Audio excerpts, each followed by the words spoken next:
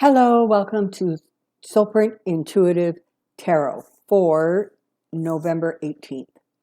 So during Monday's reading, I sort of went off on this little tangent and I was talking about the Georgia runoff race for the Senate. There are two races.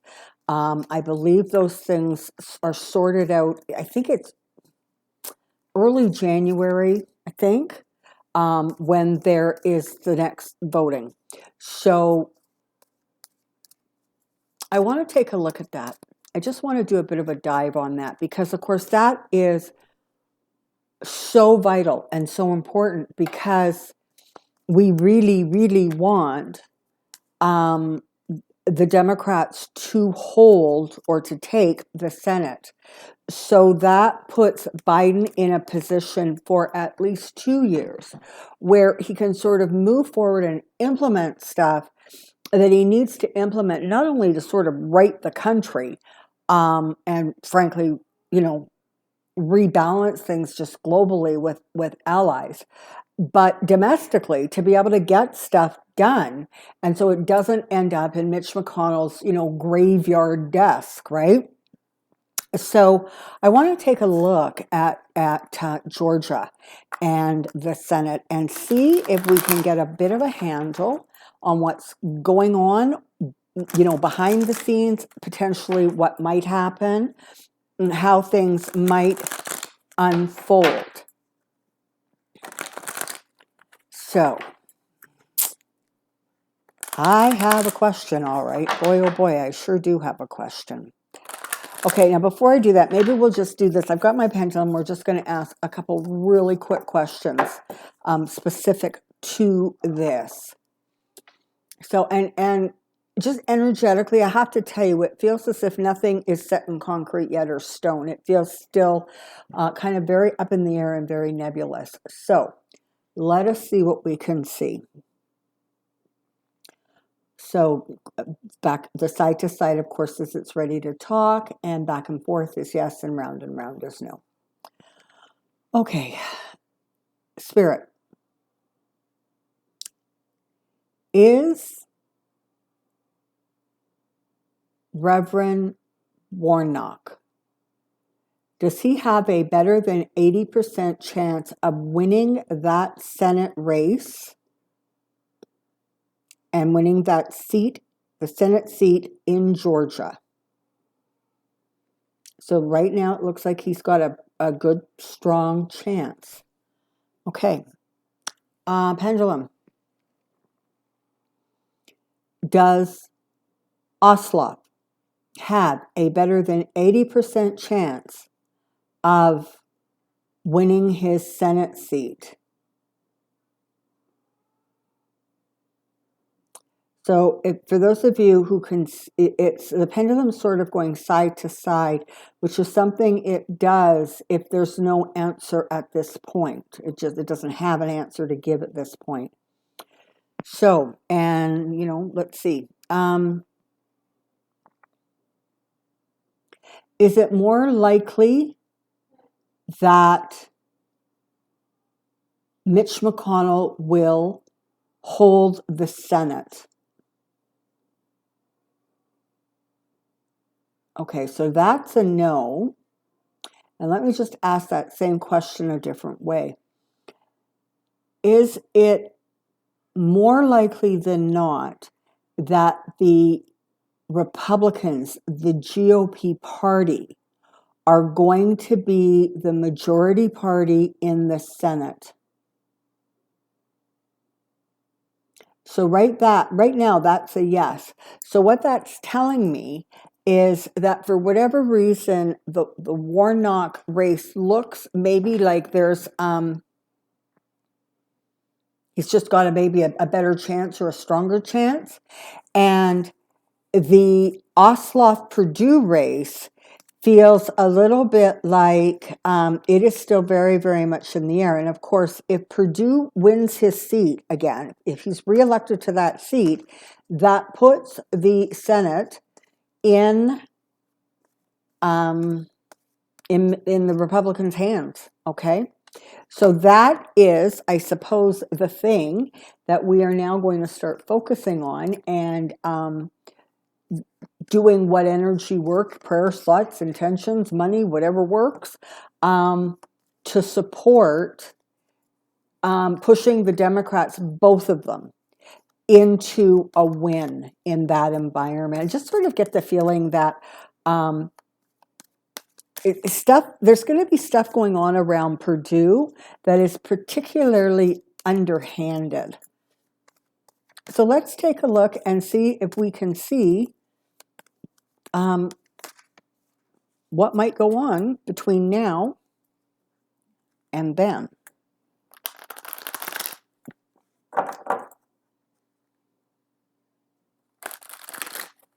Oh, while I'm doing this, thank you ever so much for all of you who have wished me good luck with the sale of this home and finding the next home. I really, really do appreciate all of your prayers, your good wishes, your intentions. I'm so grateful for them. So thank you so much for that. And of course, for people, new subscribers, thank you so much. Established ones, of course, I adore you. And for people who have sent donations, and I thank you so, so much. It humbles me. It just does. I get the notification and I just have no words. And for those who know me well, they know that me not having words does not happen very often.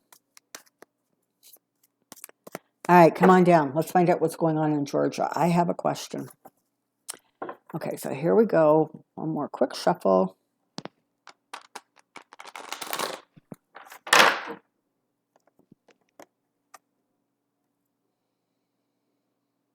Georgia Senate races. Georgia Senate races. Georgia Senate races.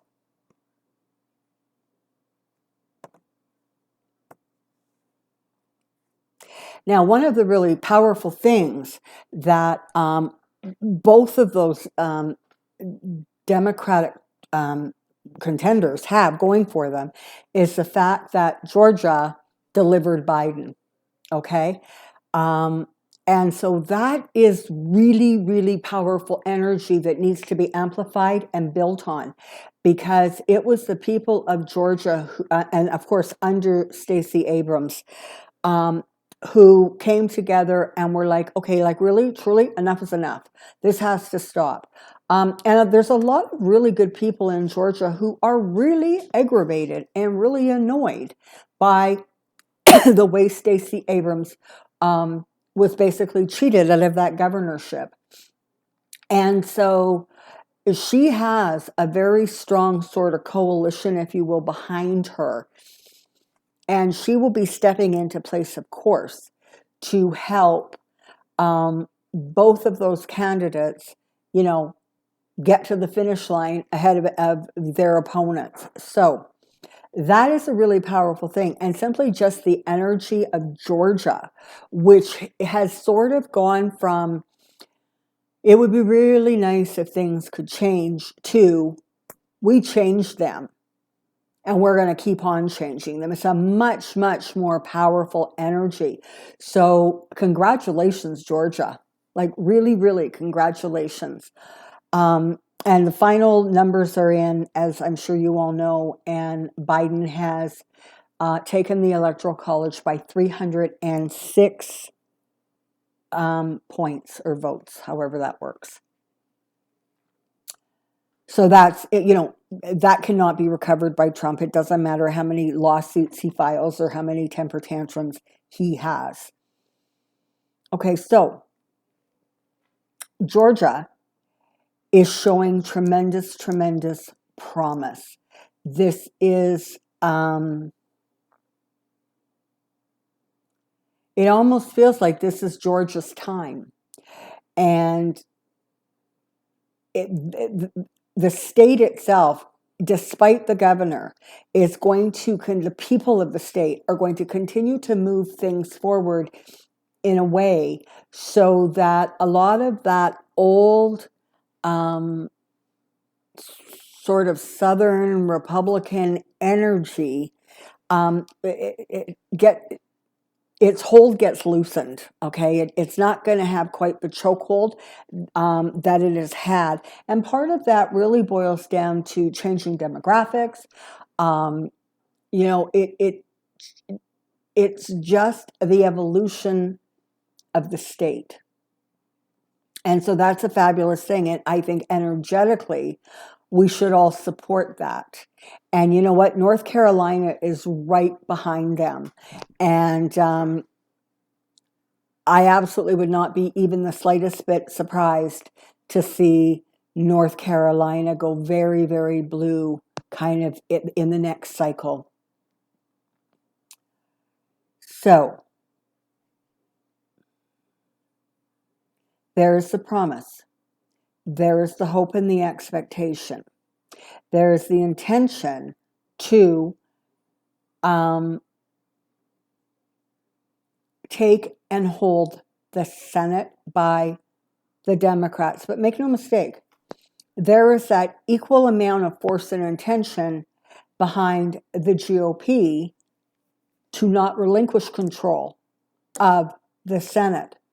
And so this really is turning into a bit of a battle royale, right? I mean, you've got two very strong kind of opponents sort of coming at each other. Now, there's a couple things that really bode very well for the Democrats. And the first thing is that people have really, not just within the state of Georgia, because I think a lot of people there knew, but more like country-wise, the United States has really gotten an up-close, first-hand look at exactly how gerrymandered and how corrupted the Georgia state politics has become.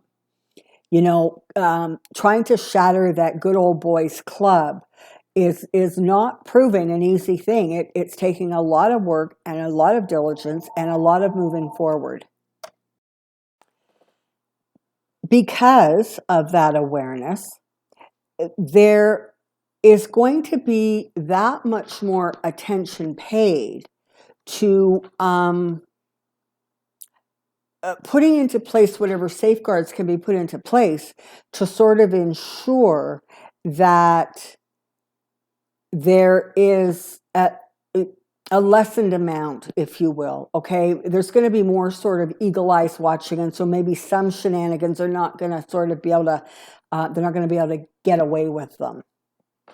But make no mistake, there is still a good number of people in Georgia who do not want to see change, and they do not want to see shifting going on. They like the way it is. And so it is not going to be a slam dunk by any stretch of anybody's imagination. It's just really, really not.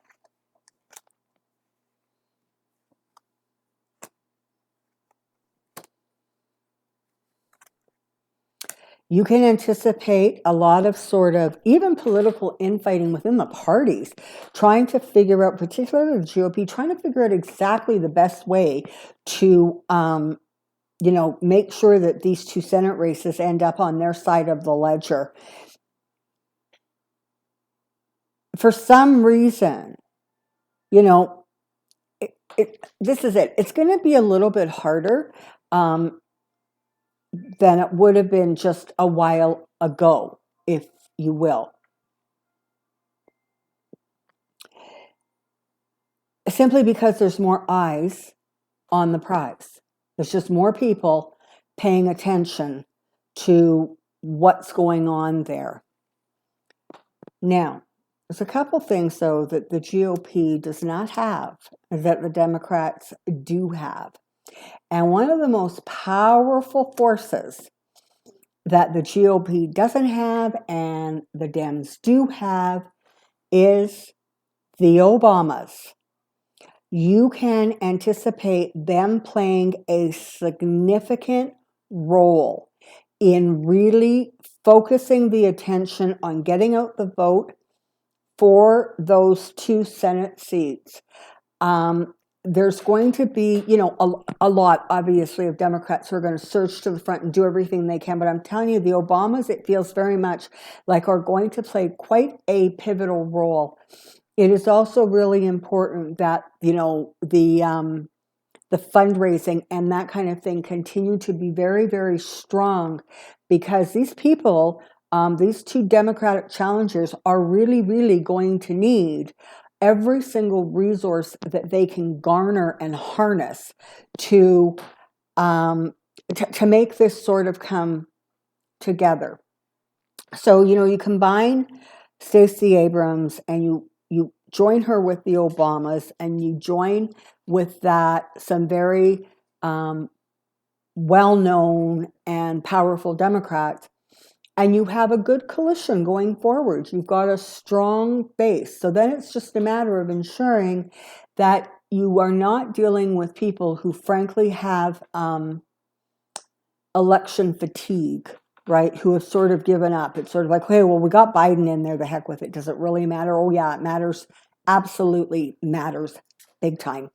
Because in order for the progress to be made going forward, the Democrats really do not want to have the GOP blocking their every move. Now, I have to tell you energetically, I'm not exactly sure that Mitch McConnell is going to be around. I don't know what that means. I think I've spoken about this before. But I just don't get the feeling that over the long term, and by that I actually don't mean that far into the future, it really just doesn't feel like he is going to be playing a pivotal role in the Senate.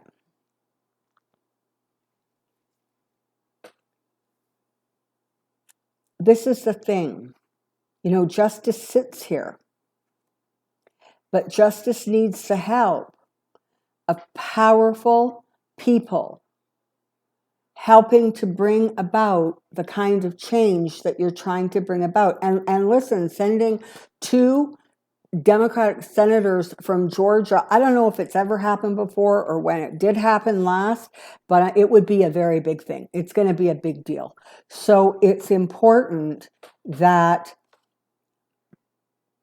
people move into position. And the thing is, again, really interestingly, it once again looks very much like there are going to be some powerful female forces. So again, is this, Stacey Abrams and Michelle Obama? Yeah, it could be. But I also think you're looking at simply female energy,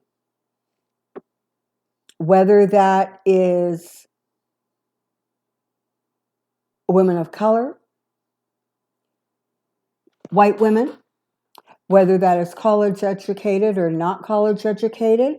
It feels as if a lot of the momentum and the force is going to be coming once again from that strong, strong, powerful, feminine, divine, that sort of really enough is enough, we are taking control kind of energy. I also, just as I'm sitting here, am starting to get kind of a funny feeling about Purdue. He's going to try everything he can, make no mistake, to hang on. Okay, he does not want to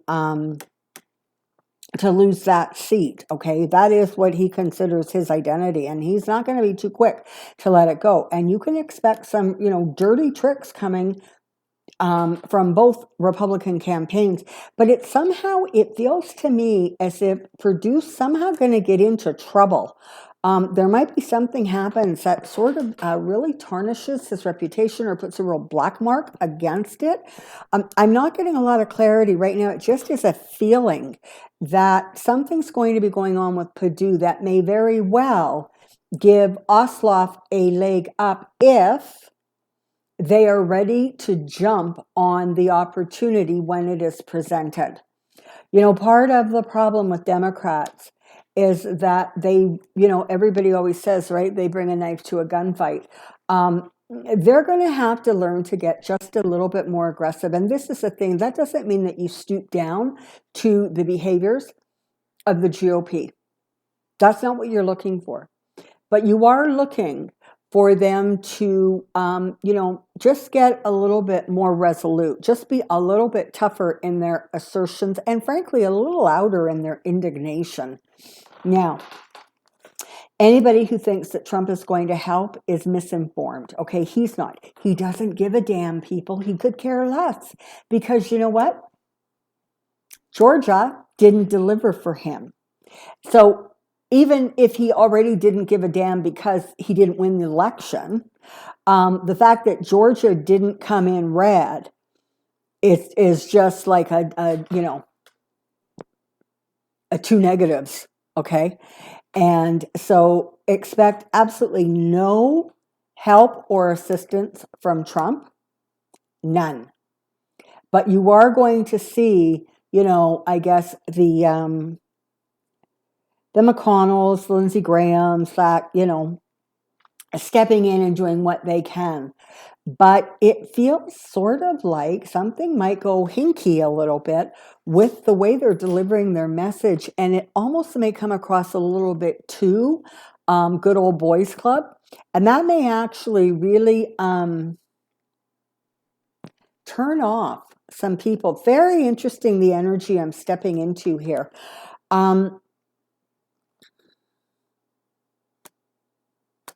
But this is the thing, right? It's going to move forward, and both sides need to be really, really prepared. And both sides are going to be pulling out their biggest guns, okay? That's just the reality. Now, as I was saying about justice, justice wants to be served, but justice doesn't get served in a vacuum or on its own. Justice gets served when people get involved, and they stay involved, and they push for the kind of change that is needed and desired. So I have to say, it sort of looks as if